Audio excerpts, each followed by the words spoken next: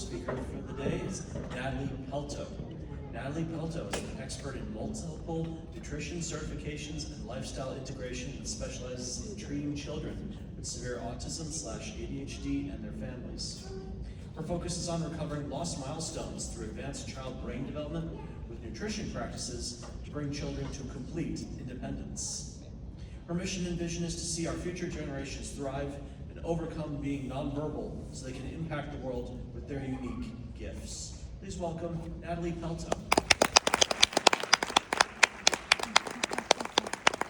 Thanks, everyone. Who's tired? All right, everybody just kind of shake your arms. Just do it. Just like wiggle, stand up if you have to, do the thing. I had to do it too. I just didn't want to do it alone. So thank you very much. All right. Perfect. So today I am having a very unique conversation, and there was a time 2 years ago where I imagined myself on a stage like this and having actual individuals that I had served who had seen great outcomes be in the audience. And I'm lucky enough to have that happen today, so it's like a little dream come true. So today I'm going to tell you something in the next 25 minutes that most of the specialists in your life, in your child's life, have never said out loud. And it is not because they don't care about your kids. It's actually because no one taught them to look there. The brain, the gut, and the liver are in constant conversation. We're going to be talking about systems today, not broken down parts. And in children with autism, especially nonverbal children, that conversation has broken down. And today I'm going to tell you exactly why, and I'm going to show you what happens when you change it. So who am I? So my name is Natalie Pelto. I'm a nutritional therapist, and I have a certification in brain development with nutrition. But more than my credentials, actually in a past life, I'll also share that I spent 21 years in healthcare, and I did so in diagnostics across all the modalities. I usually joke that the inside of the human body is something I know really, really well, on a systems level, not just a symptoms level. And that does make my perspective very unique. And so, but more than these credentials, I'm a mom who actually almost missed it. I'm the one who told herself he'd catch up. I'm the one who actually waited till after 5. My son was 5.5 and still nonverbal.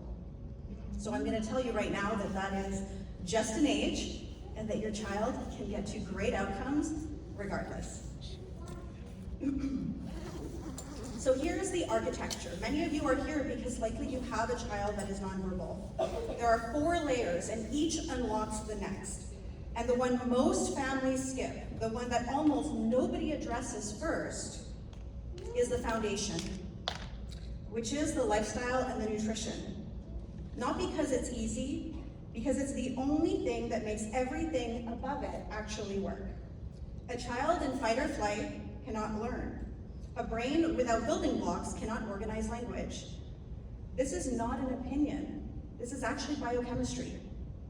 Now for clinicians, you already know this. You've seen this in kids who make gains but then lose them. For parents, this is the map that nobody gave you. So if you want to take a screenshot, now's the time, because I'm gonna skip. And we're gonna walk through it. And I'm obviously, being someone who is very knowledgeable in nutrition, I am going to talk about the lifestyles and the foundations.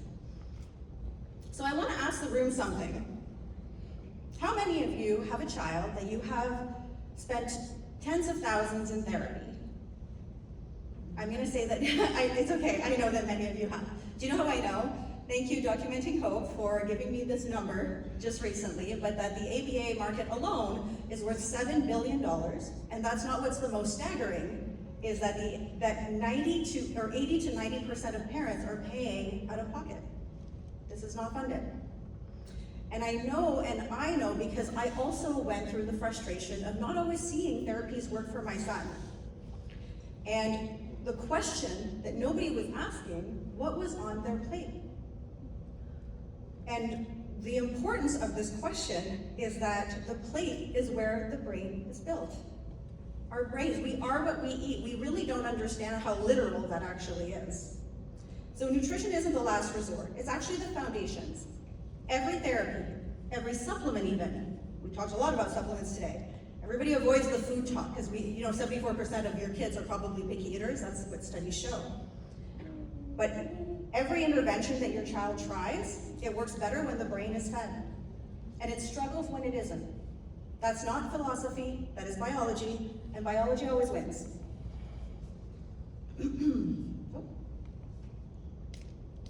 So everything we're seeing, speech delays, meltdowns, sensory overwhelm, anxiety, connects back to 3 core systems, and the gut, the liver, and the brain. This isn't about behavior charts, this is about the biology. And let's go through each one. So first I want to ask people, or I want to make a statement that may not be very popular, but autism is a neurodevelopmental profile, social communication differences, repetitive behaviors, and special interests. And we see that with how amazing some of these adults create, like Temple Grandin. And so what is not autism? Even though now it is being umbrellaed within that. Autism is not chronic constipation, recurrent infection, speech regression even. These are not autism. These are biological stress signals, and if they're biological, they're also addressable. We've been treating the symptoms of a sick body as if they were a personality of a different brain. They're not the same thing. Your child does follow biology. Does your child have a liver? Does your child have kidneys? Does your child need dopamine cofactors? We've listened to lots of fancy terms that just so you know, cofactors is another word for nutrients. And so yes, your child follows biology. No child is exempt from the need for foundational health, not one. So I love this slide, and I know there's going to be a ton of gut talks, and we know because the gut-brain axis became such a huge thing. So I'm going to keep it short and just stating 2 things that I feel are often left out of these talks. And it really was validating to hear Temple Grandin really talk about this, is understanding the amygdala. So I want to offer that 90% of the communication go from the gut to the brain. So those fibers up that vagus nerve are all going up. Well, 90%. Only 10% of that information is actually going down, especially in kids under 5. When the gut is inflamed, I'll just give you an example, a diet of, and this is not a judgmental area, trust me, my son only ate 3 foods. But if your child is just eating Cheetos and nachos, then we are seeing a lot of inflammation. That message goes straight to the brain. When the microbiome is depleted, cognitive and speech development suffer, and you cannot separate speech from gut health. The gut is the soil, and you cannot grow anything in bad dirt. Now, I also want to offer that there are actually 4 pathways. I only showed you 1. There are 4 pathways from the gut to the brain. And they all lead to the same place though. And if you haven't guessed where, it's the amygdala. One of the most studied areas of autism. Now, most people describe, and I like analogies just like any other person, most people describe the microbiome as, I skipped where I was. The microbiome goes through 3 windows. Many of you will have maybe some aha moments if you're new to this topic, is that birth, breastfeeding, and ages 1 to 5, which means their first foods. Many of our kids have disruption at every single stage. C-sections, limited breastfeeding, early antibiotics, low food diversity, and that isn't to put blame or shame on anyone, just the opposite. It's to bring awareness on where we can move to work and start. So I like a rainforest analogy. A lot of people talk about the microbiome as a garden, and I think that that's really limiting it down. A garden can just grow in a season, and honestly, a rainforest really gives parents an idea of timelines of what to expect as they go on a diversity journey, which is changing the things on their plate, feeding them extra fibers. And so the grasses are the simple microbes. They come first, but the big canopy trees, the ones that actually create the environment for your child's microbiome to thrive. Think of a rainforest where those canopy trees take about 300 years. Now, it's not going to take us 300 years to grow a microbiome, but it's not going to take a few months. It's not going to take a season like a garden. It's actually going to take 12 months to 24 months, in most cases, if we could change our diets overnight. just to give families a little bit of an idea of how much work does need to go into this, but that the outcomes are so worth it. Now remember that in a rainforest, you can't just throw a probiotic in and it's going to burst and bloom.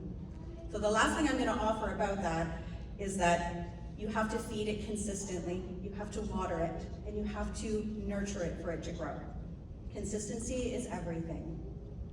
So why do supplements alone fail? This is a very unpopular topic. I'm sure that many of the speakers from earlier today would not be very thrilled about this, but I actually am not against supplements. But the truth is that imagine the supplements in an analogy format. You have a beautiful house, and the supplements are a little bit like the scaffolding that help to build the house, or the externals, or putting the beautiful trim on. Imagine the house being the foundation, and what we build as foundation is lifestyle. It goes into the form of nutrition, sleep, stress release, movement, connection. I'm forgetting one. Avoiding toxicity. Avoiding toxicity. Thanks, I'm gonna have a whole slide on that. All right, so that's one of the things we want to keep looking at, is that if we don't have the foundations, supplements can fail. So let us talk about my favorite organ. This is the most ignored organ, in my opinion, in autism. And in my clinical experience, the liver is not just the most ignored organ, but one of the most important. The liver processes toxins, regulates hormones, and delegates nutrients to the brain. When it's overwhelmed, and in our kids, it is overwhelmed. Nutrients don't reach the brain. You cannot build speech on a congested system. It's like trying to ship materials to a construction site on a blocked road. And toxic load is real. Many people don't even know what a toxin is. I'm not going to go through all that. That would be a whole other talk for another day. But know that our children are impacted differently than adults to the things that can harm our bodies. For example, our children actually breathe faster than we do. They absorb more. Their skin is more gentle. And they are smaller. The liver fills up much quicker, and when it's overwhelmed, toxins get stored in fat cells, leading to behavior changes, sleep disruptions, and immune dysfunction. That isn't personality, that's physiology. So the brain needs building blocks. You cannot out-therapy a starving brain. I will offer that over and over. For us, I'll be perfectly transparent. My son went to speech therapy for 2 full years and actually made no gains. And I loved my speech therapist. And he loved her. Well, we didn't know because he didn't even answer to his name at the time. It was only when we brought in these interventions that all of a sudden, it was like a door opened. It was like all of a sudden, everything she had been trying to offer him, play, toys, they became part of an awareness that he never had before. And so foods literally build the architecture of the brain. Omega-3s, minerals, amino acids, B vitamins. These aren't nice to haves. They are the raw material, and without them, nothing gets built. And sensory kids, they're actually nutrient-starved kids. Many people think that we need to fix the external world to help our children. And although I do agree that accommodations can be made, it is the internal world that is going to give the lasting change. And so we have to look at when we are lacking cofactors, which are the pieces of nutrients that help the brain function. The world is louder, scarier, harder. That meltdown isn't your child's defiance, it's a nervous system missing its raw material. Sensory kids are nutrient-starved kids, and when you feed the nervous system, it is still a cellular system. It still falls under the same guidelines as the rest of the body. It still needs to build itself from nutrients. And without them, nothing gets built. So, biggest talk, So I'm gonna take 1 second to talk about this, because I know there's literally been a beautiful talk of it today. There's gonna be another big talk of it tomorrow. I think the best gift that I can give parents is simplifying language. And so imagine that, and folate, just so you know, it's in the news, we were talking about leucovorin. I do wanna offer first that folate is one of 29 vitamins and minerals, and it is very important. And imagine that when we're thinking about the folate receptors that are not able to accept or that are being blocked, A way to think of it, if you don't really understand what's happening in your child's body, is imagine your child's favorite food is a chicken nugget. Like, that isn't true sometimes. And they all of a sudden ran out. And they know what's coming. And that's what they're expecting for dinner. And dad has gone to get it, but all of a sudden there's a huge hydro pole that goes down. And that chicken nugget isn't gonna make it. The brain kind of has a meltdown. And it's the other reason why speech is seeing such big increases with this specific nutrient when it's added.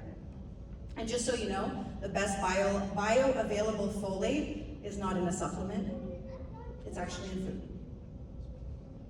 food. Now, picky eating is not behavioral. We have our entire program based around overcoming picky and sensory eating. And I do understand that this is a huge barrier for most families. But we are so successful that we actually guarantee lowered ATEC scores in our programs. And the reason that that happens is because of how impactful shifting this one habit is.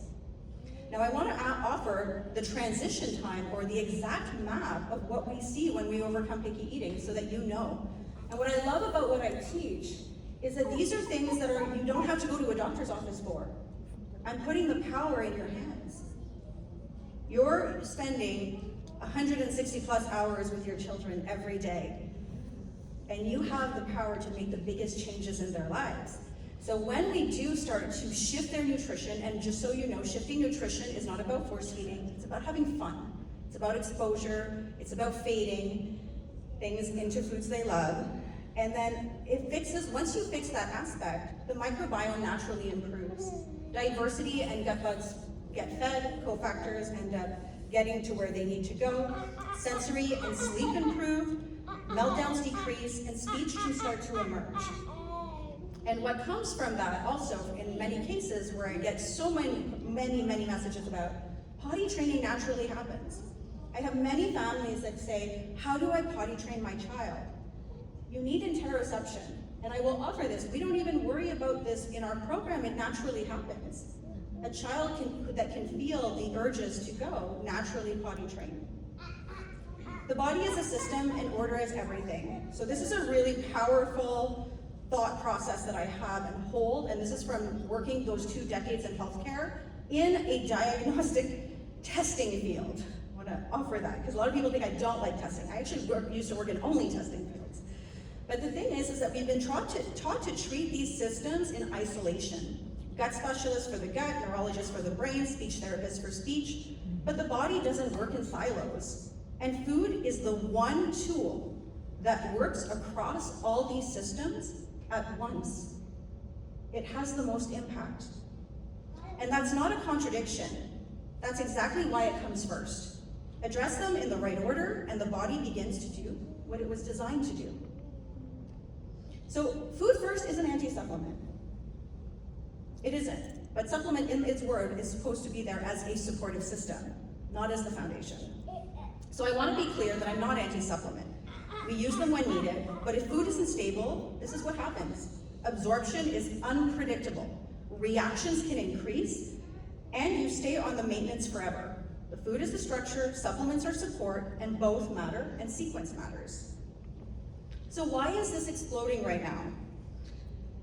The truth is that we are not raising the same kids our grandparents raised. Different exposures, different food supply.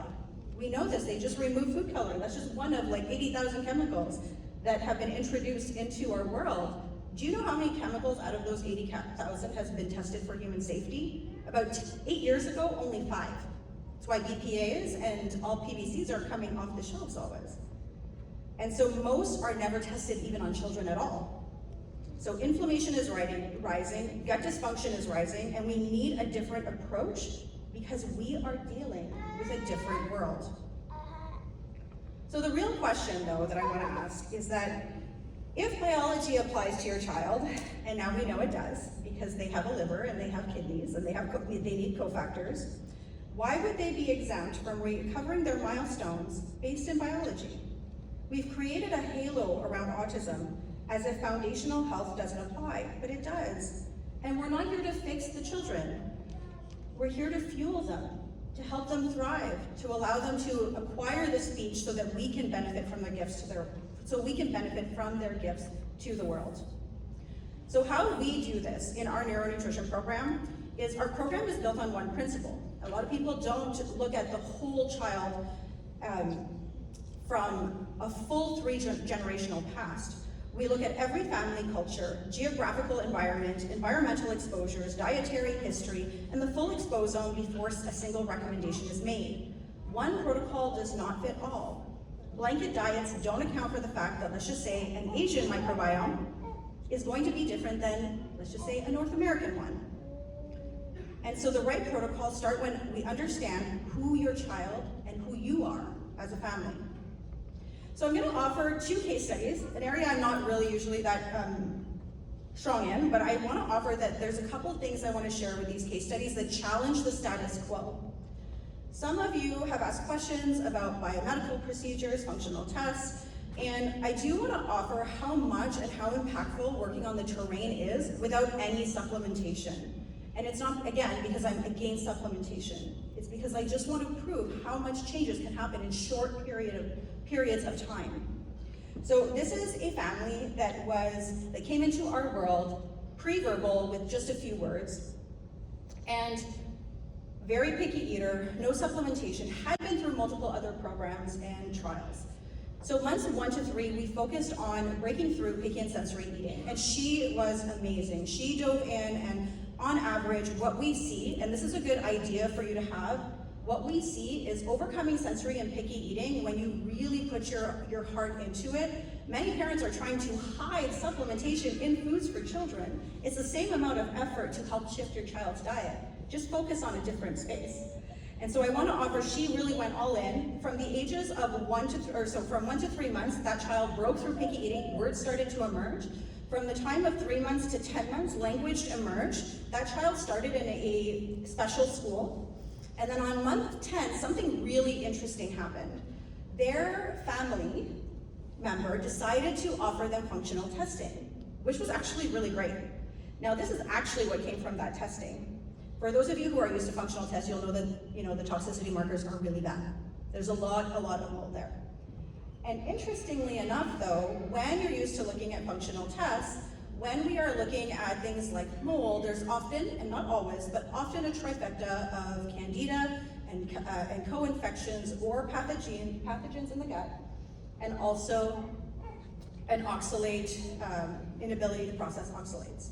Now, this family had absolutely no pathogens. Candida was exactly where it needed to be. The child was actually so advanced that they moved into a mainstream school, which we discovered through asking a lot of questions that the school was actually the exposure to mold. So this child made all these gains, still being exposed to active mold. That is the power of shifting your terrain.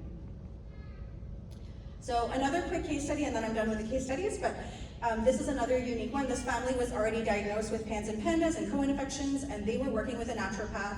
They had actually a bunch of supplements, but very reasonable, and working as a team, which is what we should always do, is work as a team with our children. We reduced 2 of the supplements, and then we focused on bringing in quite a few different diverse. This child was a picky eater. 3 months, overcame picky eating. Again, I'll say a rock star in the picky eating department.